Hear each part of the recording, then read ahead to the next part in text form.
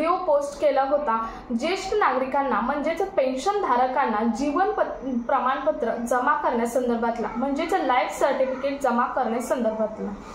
परंतु त्यावेळी फक्त सरकारला माननीय अशोक राऊत कमांडर अशोक राऊत यांनी एक विनंती केली होती की सरकारने गावोगावी कॅम्प नेमून किंवा बँकांच्या EPFO तर्फे कॅम्प नेमून जे जीवन प्रमाणपत्र आहे ते जमा करून घ्यावं, कारण ज्येष्ठ नागरिकांना EPFO चे जे ऑफिस आहे तिथपर्यंत पोहोचण्यासाठी किंवा एखाद्या बँकेत जाण्यासाठी तकलीफ होत आहे आणि तीच तकलीफ लक्षात घेता सरकारने हा विचार करावा असं लाईव्ह माननीय अशोक राऊत यांनी सांगितलं होतं। परंतु त्या सरकारने एक दुसरा निर्णय घेतलेला आहे। आता तुम्हाला घरी बसून तुमचे जीवन प्रमाणपत्र जमा करता येणार आहे।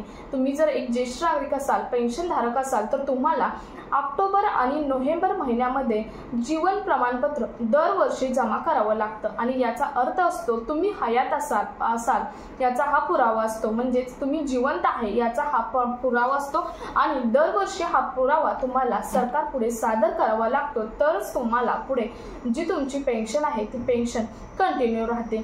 तर आता तुम्हाला मी आत्ताच सांगितलं, तुम्हाला थंबनेलवरही समजलं असेल की तुम्हाला आता घरी बसून जीवन प्रमाणपत्र कसं जमा करता येणार आहे आणि तेच आपण आजच्या व्हिडिओमधून डिटेलमध्ये पाहणार आहोत।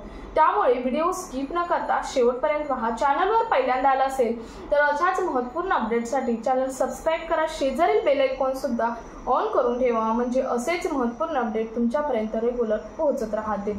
तर पाहूयात। नमस्कार, मी पूनम आणि तुम्ही पाहत आहात पुन्हा एक नवीन अपडेट। आता मी परवा एक व्हिडिओ पोस्ट केला होता, ती तुम्हाला आता मी माहिती सांगितलीच, परंतु जीवन प्रमाणपत्र जमा करण्यासाठी अनेक ज्येष्ठ नागरिकांना तकलीफ होत आहे आणि विरोधी पक्षनेत्यांनी यावरती सरकारकडे टीका, जे सत्तेत सरकार आहे त्यांच्यावरती टीका सुद्धा केलेली होती आणि याच सर्वाचा विचार करता सरकारने एक मोठा निर्णय घेतला आहे की तुम्हाला सरकारने म्हणण्यापेक्षा EPFOने एक मोठा निर्णय घेतला आहे की तुम्हाला जीवन प्रमाणपत्र हे आता घर बसल्या जमा करता येणार आहे। ते कसं सांगते ऐका।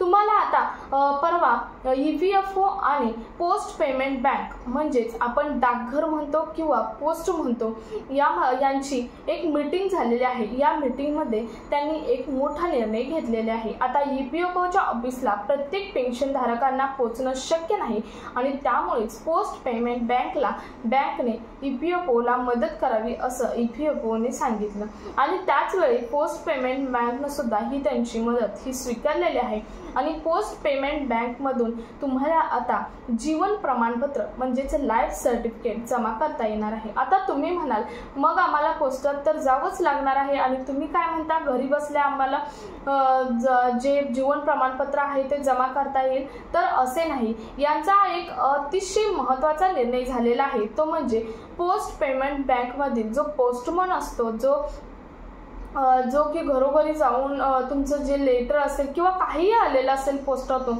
तो पोचवतो, अशा पोस्टमनला हे काम सरकारने दिलेलं आहे।